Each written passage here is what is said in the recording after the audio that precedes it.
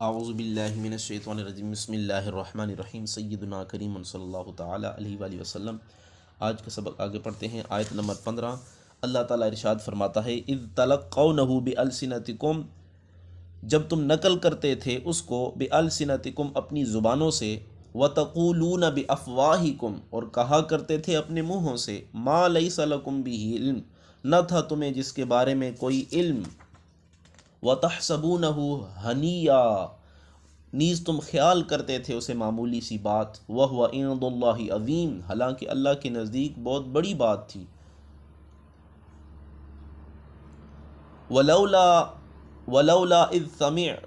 سَمِعْتُمُوهُ قُلْتُمْ مَا يَكُونُ لَنَا أَن نَّتَكَلَّمَ بِهَذَا سُبْحَانَكَ هَذَا بُهْتَانٌ عَظِيمٌ۔ وَلَوْلَا اور ایسا کیوں نہ ہوا، اذ جب، سمعتموہ تم نے سنی وہ بات، قل تو تم نے کہہ دیا ہوتا،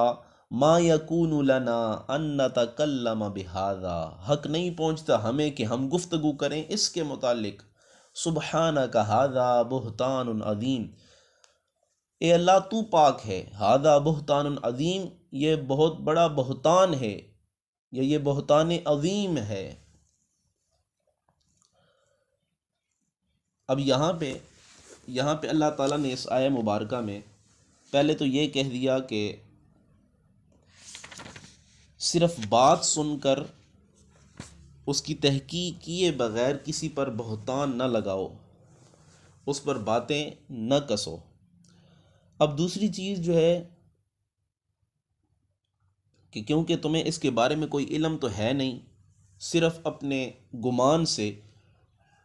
کسی دوسرے پر تہمت لگا دینا یہ کمال عقل نہیں ہے۔ اور دوسری چیز جو یہاں پہ بیان کی گئی ہے دوسری آیت میں کہ سبحانک ھذا بہتان عظیم، اے اللہ تو پاک ہے، یہ بہت بڑا بہتان ہے یا یہ بہتان عظیم ہے۔ تو یہاں پہ سبحانہ کا ذکر کر کے اس امر کی طرف اشارہ کیا گیا ہے کہ اللہ تعالیٰ اس سے پاک اور منزہ ہے کہ اس کے رسول کی زوجہ محترمہ کا دامن ایسے الزام سے آلودہ ہو،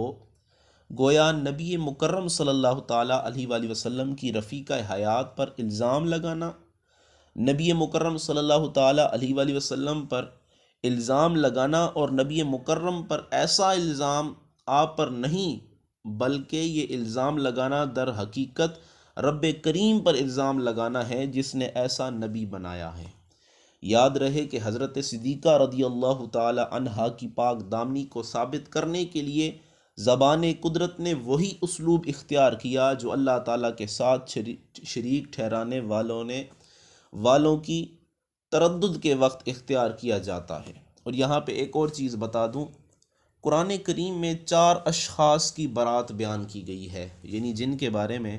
کسی نے برات کی ہے وہ 4 شخصیتیں ہیں۔ پہلی شخصیت حضرت یوسف علیہ السلام کی برات ایک شاہد کی زبان سے، ایک بچے نے گواہی دی تھی اس وقت، وہ ایک شاہد یعنی ایک گواہ نے گواہی دی تھی حضرت یوسف علیہ السلام کی برات پر۔ دوسرا، حضرت موسیٰ علیہ السلام کی طرف یہود نے ایک بیماری کی نسبت کی تو اس کی برات ایک پتھر نے کی۔ وہ اب واقعہ جو ہے وہ یوں آئے گا تو پھر جو ہے وہ آپ کو پتہ چل جائے گا۔ تیسری چیز ہے کہ بی بی مریم رضی اللہ تعالیٰ عنہا کی برات ان کے بیٹے نے بیان کی، جب لوگوں نے کہا کہ یہ بیٹا کہاں سے لے آئی ہیں، آپ کے تو شوہر ہی نہیں ہے، تو ان کے بیٹے جو ہے وہ پنگوڑے میں ادھر سے انہوں نے گواہی دی کہ میں اللہ تعالیٰ کا نبی ہوں، وہ ساری آگے قرآن کریم میں آئیں گی۔ اور چوتھی چیز جس کی برات قرآن کریم میں ہے وہ ہے حضرت عائشہ صدیقہ رضی اللہ تعالیٰ عنہ کی برات۔ اللہ تعالیٰ نے قرآن کریم میں 10 یا ایک روایت کے مطابق 18 آیات بیان فرمائی ہیں حضرت عائشہ صدیقہ رضی اللہ تعالیٰ عنہ کی برات میں۔ اب امام راضی رحمۃ اللہ علیہ تعالیٰ تصریح فرماتے ہیں کہ وحی کے نزول سے پہلے بھی حضور نبی کریم رؤوف الرحیم صلی اللہ علیہ وسلم کو حضرت عائشہ صدیقہ رضی اللہ تعالیٰ عنہ کی پاک دامنی کا علم تھا۔ جیسے کہ بعض لوگ آج کل یہ اعتراض کرتے ہیں کہ حضور علیہ السلام کو اگر علم تھا تو کیوں نہ بتا دیا، کیوں نہ حضور علیہ السلام نے کہا کہ حضرت عائشہ صدیقہ رضی اللہ تعالیٰ عنہ جو ہے وہ اس طرح نہیں ہے، آپ جو ہے وہ اعلان کر دیتے۔ کیونکہ نبی کا ایسے عیوب سے پاک ہونا، امام فرماتے ہیں امام راضی رحمۃ اللہ علیہ، کیونکہ نبی کا ایسے عیوب سے پاک ہونا جو لوگوں کو اس سے دور کر دے یا متنفر کر دیں، ضروریات عقلیہ میں سے ہیں، جیسے اس کا جھوٹا ہونا یا کمینہ ہونا یا خاندان کا کمینہ فرد ہونا یا اس کے والدین کا تہمت زنا سے متہم ہونا، متہم مثلا جس پر زنا کی تہمت لگائی گئی ہو، اس طرح اس کی اہلیہ کی عصمت کا مشکوک ہونا۔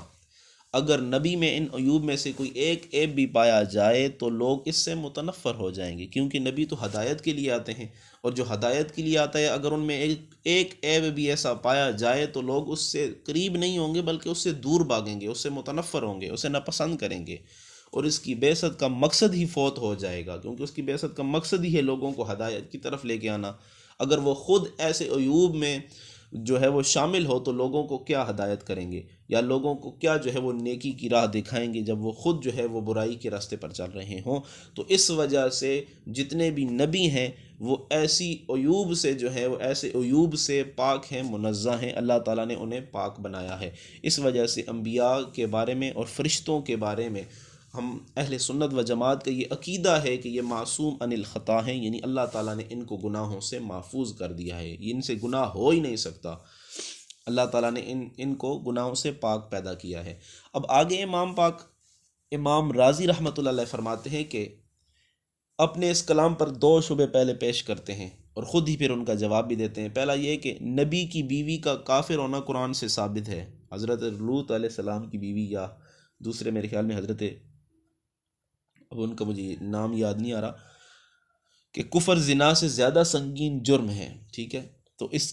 کفر زنا سے زیادہ سنگین جرم ہے، اگر نبی کی اہلیہ سے کفر جیسے سنگین جرم کا ارتکاب ہو سکتا ہے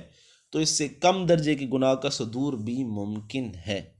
یعنی یہ اعتراض ہے۔ اس کا جواب فرمایا کہ بیوی کا کفر لوگوں کو متنفر نہیں کرتا، کیونکہ ایک جب کافر ہے تو اس سے فعل شنی بے شک سرزد ہوتا جائے، لوگ اس کی طرف متوجہ نہیں کرتے، گندگی میں اور گندگی پھینکیں تو کوئی فرق نہیں پڑتا، البتہ اس کے دامن عصمت کا داغدار ہونا لوگوں کو بلا شبہ متنفر کر دیتا ہے، اگر اس کے کردار یا اس کی عصمت کا داغدار ہونا جو ہے یہ لوگوں کو متنفر کر دیتا ہے، اس سے دور کر دیتا ہے۔ دوسرا شبہ یہ ہے کہ ذکر کیا گیا کہ اگر حضور علیہ الصلاۃ والسلام کو علم ہوتا تو حضور علیہ الصلاۃ والسلام اتنا عرصہ پریشان کیوں رہتے، اس کا رد فرما دیتے۔ حضور علیہ الصلاۃ والسلام کا پریشان ہونا عدم علم کی دلیل نہیں ہے، یعنی حضور کا پریشان ہونا یہ دلیل نہیں ہے کہ حضور علیہ الصلاۃ والسلام کو اس کا علم نہیں تھا۔ کفار کی ایسی باتیں کہ جن کا بطلان اظہر من الشمس، وہ سن کر حضور نبی کریم رؤوف الرحیم صلی اللہ تعالیٰ علیہ وآلہ وسلم پریشان ہو جاتے تھے، جیسے کہ اللہ تعالیٰ فرماتا ہے وَلَقَدْ نَعْلَمُ أَنَّكَ يَضِيقُ صَدْرُكَ بِمَا يَقُولُونَ، ہم جانتے ہیں کہ آپ کا سینہ جو ہے وہ دکھتا ہے، بما یقولون، جو وہ کہتے ہیں، تو اس وجہ سے حضور علیہ الصلاۃ والسلام پریشان ہو جاتے۔ نیز حضرت عائشہ صدیقہ رضی اللہ تعالیٰ کی پاک دامنی ایک مسلمہ حقیقت تھی کہ جس کے متعلق کسی کو ادنا شبہ بھی نہ تھا، حضور علیہ الصلاۃ والسلام کو بالکل بھی اس کے بارے میں شک و شبہ نہ تھا۔ الزام لگانے والے سارے منافق تھے اور ان کے پاس اس الزام کو ثابت کرنے کے لیے کوئی ثبوت، کوئی گواہ نہ تھا، اور ان قرائن کے ہوتے ہوئے ہم یقین سے یہ کہہ سکتے ہیں کہ نزول وحی سے پہلے بھی اس کا الزام کا جھوٹا ہونا حضور علیہ الصلاۃ والسلام کو بخوبی معلوم تھا۔ اب اس کے علاوہ جو خطبہ حضور علیہ الصلاۃ والسلام نے منبر پر کھڑے ہو کر ارشاد فرمایا تھا، اس کا یہ جملہ سارے شک و شبہ کو دور کر دینے کے لیے ہی کافی ہے، جیسے حضور علیہ الصلاۃ والسلام نے فرمایا یا معاشر المسلمین من یعذرنی من رجل قد بلغنی اذاہ فی اہل بیتی فواللہ ما علمت علی اہلی الا الخیرہ، اے گروہ مسلمانہ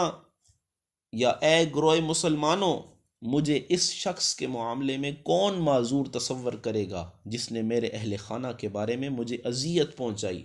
میں اللہ تعالیٰ کی قسم کھا کر کہتا ہوں کہ میں اپنے اہل کے متعلق خیر کے بغیر اور کچھ نہیں جانتا۔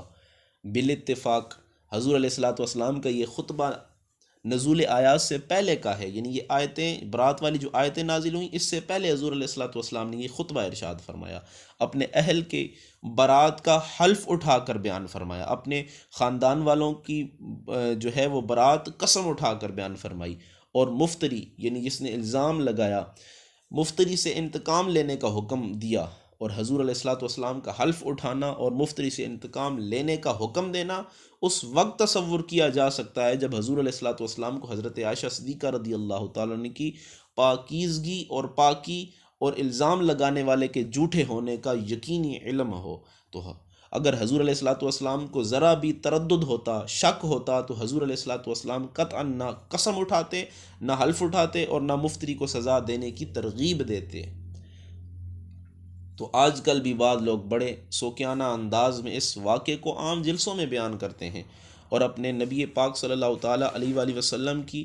بے علمی ثابت کرنے کے لیے عجیب و غریب موشگافیاں کرتے ہیں۔ اگر حضور علیہ الصلوۃ والسلام کو علم ہوتا تو رنجیدہ خاطر کیوں ہوتے؟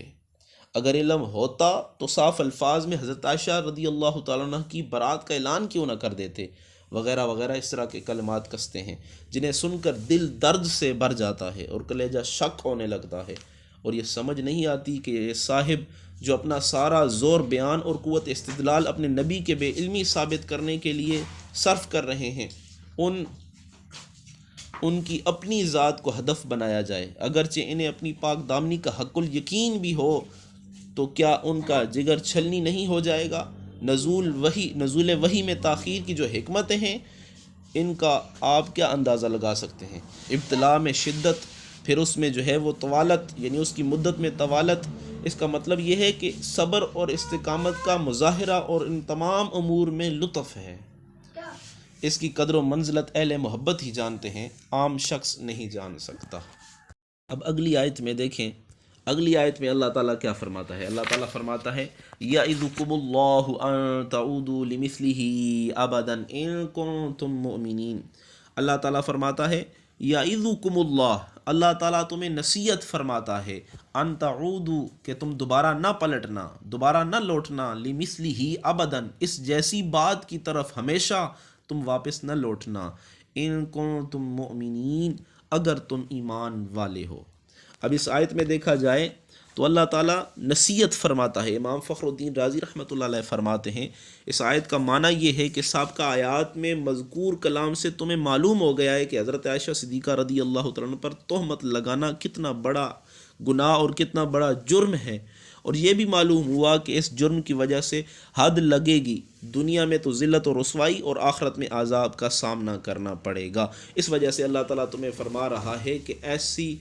بات کی طرف دوبارہ نہ لوٹنا، ایسے مومنوں کو کہ جو اس طرف لوٹے تھے۔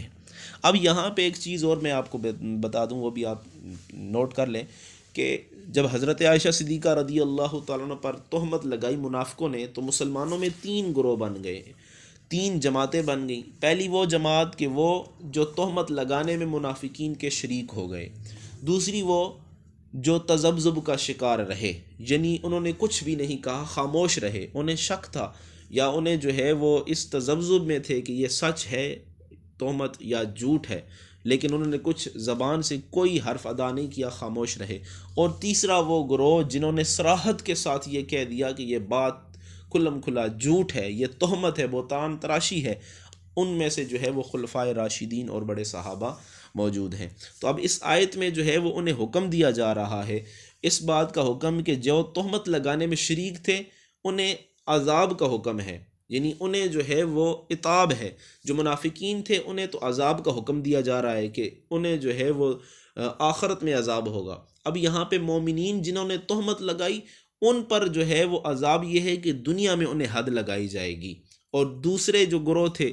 جو خاموش تھے ان پر جو ہے وہ عتاب ہے کہ تم خاموش کیوں تھے؟ تب جب تم نے یہ سنا نبی کی بیوی کے بارے میں تو تم نے کیوں نہیں کہہ دیا کہ یہ سراسر جھوٹ ہے،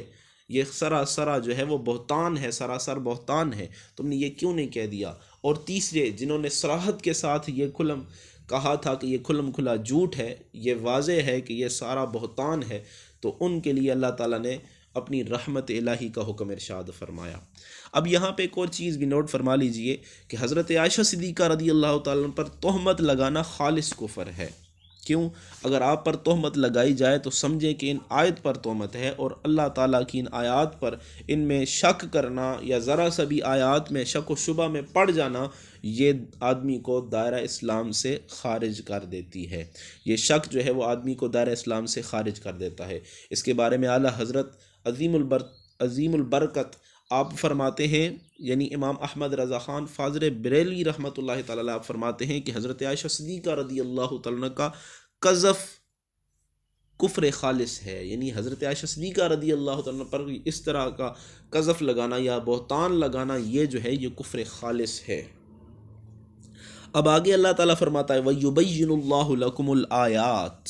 وَاللَّهُ عَلِيمٌ حَكِيمٌ. وَيُبَيِّنُ اللَّهُ لَكُمْ، اللہ تعالیٰ کھول کھول کر بیان فرماتا ہے، لکم تمہارے لیے، لکم الآیات تمہارے لیے آیتیں، واللہ علیم حکیم اور اللہ تعالیٰ سب کچھ جاننے والا بڑا دانا ہے. اب اگر ان آیات میں دیکھا جائے تو یہاں پہ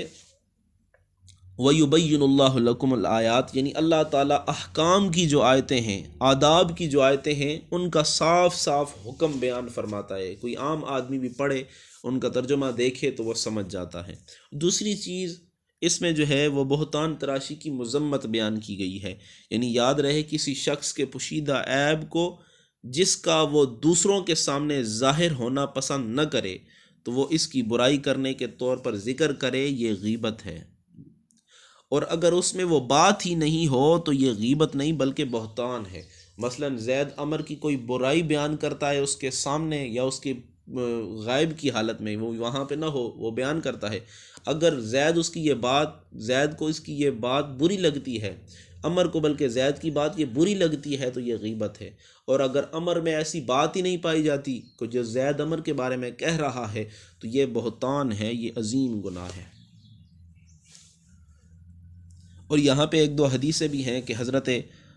معاذ بن انس رضی اللہ تعالیٰ سے روایت ہے، رسول اکرم صلی اللہ علیہ وسلم نے ارشاد فرمایا، جو کسی مسلمان کو ذلیل کرنے کی غرض سے اس پر الزام عائد کرے، اللہ تعالیٰ اسے جہنم کے پل پر اس وقت تک روکے گا جب تک وہ اپنی کہی ہوئی بات کے گناہ سے یا اس شخص کو راضی کر کے یا اپنے گناہ کی مقدار عذاب پا کر نہ نکل جائے.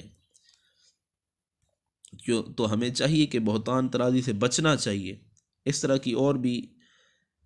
حدیثیں موجود ہیں. ایک اور حدیث ہے حضرت ابو درداء رضی اللہ تعالیٰ سے روایت ہے، حضور اقدس صلی اللہ علیہ وسلم نے ارشاد فرمایا، جس نے کسی شخص کے بارے میں کوئی ایسی بات ذکر کی جو اس میں نہیں تاکہ اس کے ذریعے اس کو عیب زدہ کرے تو اللہ تعالیٰ اسے جہنم میں قید کر دے گا یہاں تک کہ وہ اس کے بارے میں اپنی کہی ہوئی بات ثابت کرے. اس سے مراد یہ ہے کہ طویل عرصے تک وہ عذاب میں مبتلا رہے گا. لہٰذا ہر شخص کو چاہیے کہ وہ بہتان تراشی یا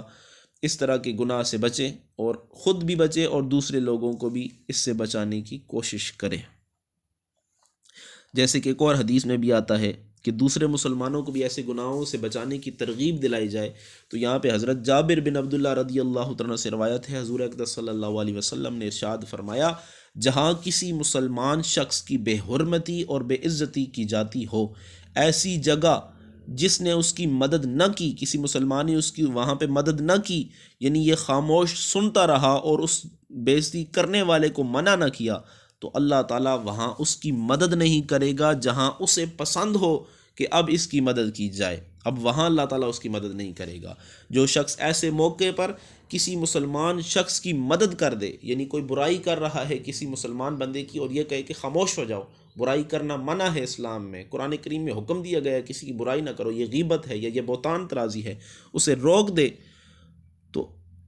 تو پھر جہاں اس کی بے حرمتی اور بے عزتی کی جا رہی ہوگی تو اللہ تعالیٰ ایسے موقع پر اس کی مدد فرمائے گا جہاں اسے محبوب ہے، یعنی جہاں پہ اسے یہ پسند ہے کہ اس کی مدد کی جائے. تو یہاں سے ان آیات کا حکم ہے کہ وَيُبَيِّنُ اللَّهُ لَكُمُ الْآيَاتِ وَاللَّهُ عَلِيمٌ حَكِيمٌ، اور اللہ تعالیٰ کھول کھول کر بیان کرتا ہے تمہارے سامنے، وَاللَّهُ عَلِيمٌ حَكِيمٌ، اور اللہ تعالیٰ سب کچھ جاننے والا بڑا دانا ہے.